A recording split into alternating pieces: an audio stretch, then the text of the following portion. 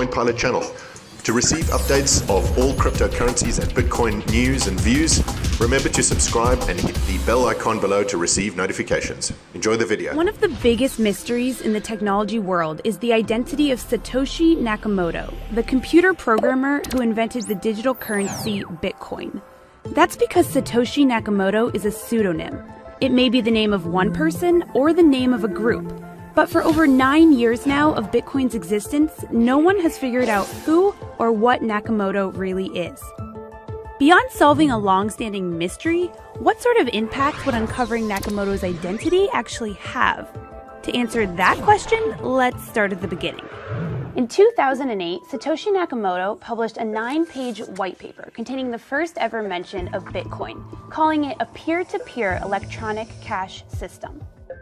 At this point, Bitcoin was just an idea on paper. But in 2009, Nakamoto put the concept to test, releasing the cryptocurrency's first software. Nakamoto was active those first few years, writing in forums, sending emails, and working with other developers and coders to improve the program.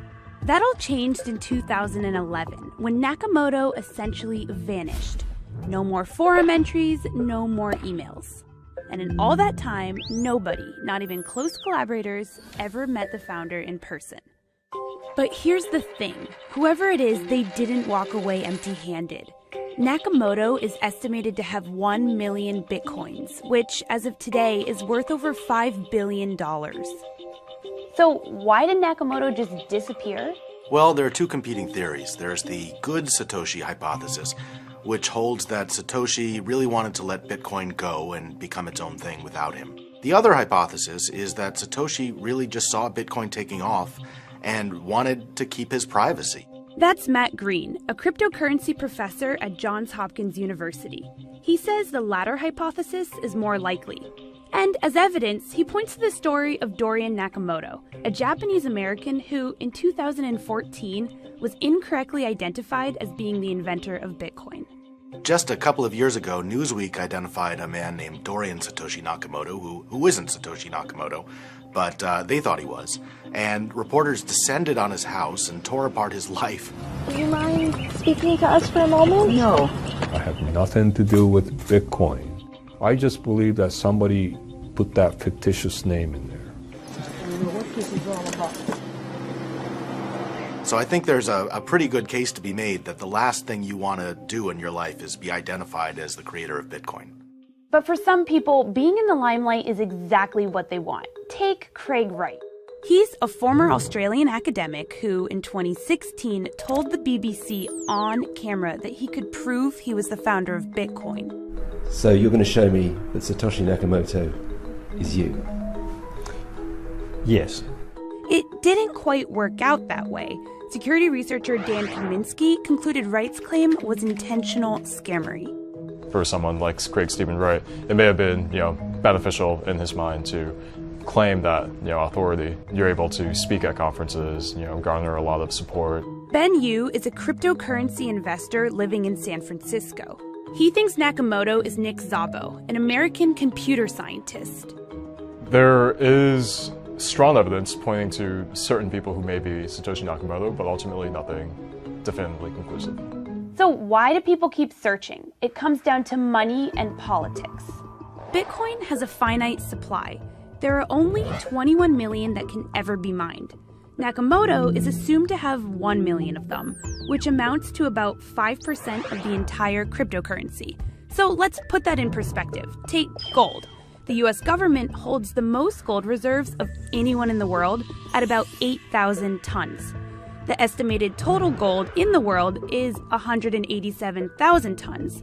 So the US has about 4.3% of the world's total supply. That means Nakamoto may have a bigger stake in Bitcoin than the entire US government has in gold. And if Nakamoto were to unload those Bitcoins quickly, the value of the crypto could tank. The thing about Bitcoin is if you control 1 million of them, you have the ability to flood the market at any point. Think of them as rare baseball cards, right? They're valuable because they're rare. If somebody could dump hundreds or thousands of Mickey Mantle trading cards, rare ones, onto the market, they wouldn't be worth so much anymore. So that's kind of the danger with Satoshi. But some people don't think the impact would be long-lasting. Ultimately, like every form of currency or money, Bitcoin's value is predicated on its trust, and Bitcoin has already been deemed extremely trustworthy by a lot of people. There's about $3 billion of value being traded in trading volume every day, and the market cap is already over 70 billion. So even if Satoshi did crash the price with a few $1 billion of Bitcoin being sold, ultimately it would rebound back, I believe, as the trust is already there from many other parties. Then there's the influence Nakamoto could have on politics.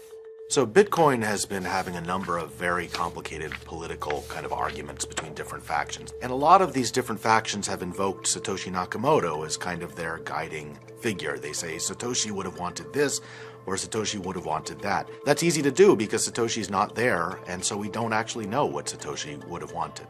I think the community may actually benefit if Satoshi did choose to come back and become a spiritual leader who could provide guidance and reconcile the community towards consensus. For now, though, it doesn't seem like Satoshi Nakamoto is interested in coming forward. Anonymity provides protection, privacy, and peace. 3 things that likely appeal to the owner of 1 million Bitcoins. But is that really such a bad thing?